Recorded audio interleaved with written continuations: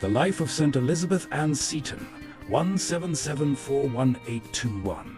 Elizabeth Ann Bailey Seton was an American Catholic educator, known as a founder of the country's parochial school system.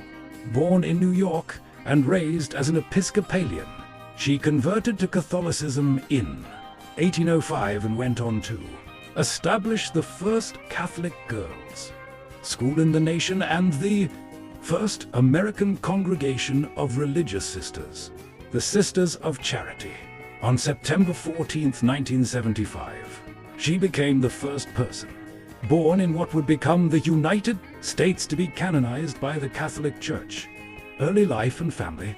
Elizabeth Ann Bailey was born into a prominent Episcopalian family in New York City on August 28, 1774.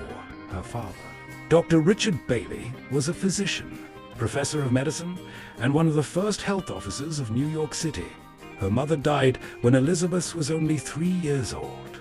She married William McGee Seton in January 1794, and 5 children were born between 1795 and 1802. As a young society matron, Elizabeth enjoyed a full life of loving service to her family and care for the indigent poor, Sisters of Charity.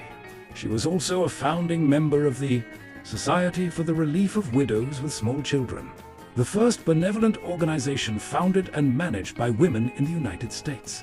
Sisters of Charity. Loss, Italy, and conversion.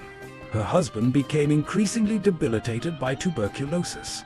Hoping to arrest the disease, Elizabeth, William, and their eldest daughter traveled to Italy, where William died on December 27, 1803. Sisters of Charity.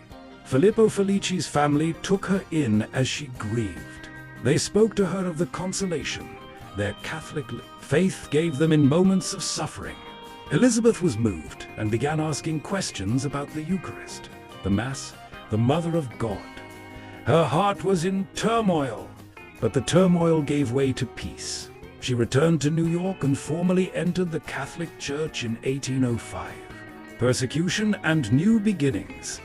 After converting, St. Elizabeth suffered rejection from family members and social prejudice.